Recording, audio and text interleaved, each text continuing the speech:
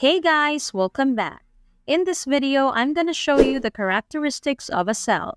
Let's get started. There are certain characteristics of a cell. What different types of data can a cell accept? A cell can accept text, numbers, Boolean expressions, error messages, functions, formulas, and more. So how can you differentiate when you input text?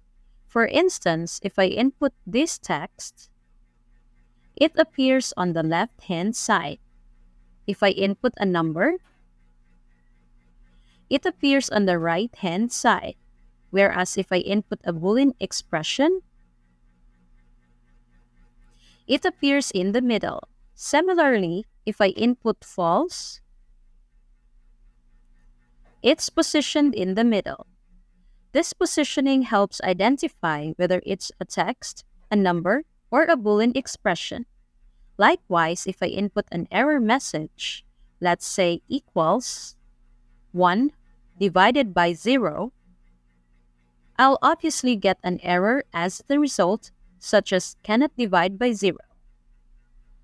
This error message appears in between, neither on the left nor the right. These are the characteristics of the text or data entered into a cell. By understanding this, you can determine the nature of the input. Thanks for watching. And if you found this video useful, don't forget to give it a thumbs up and hit that subscribe button for more content like this.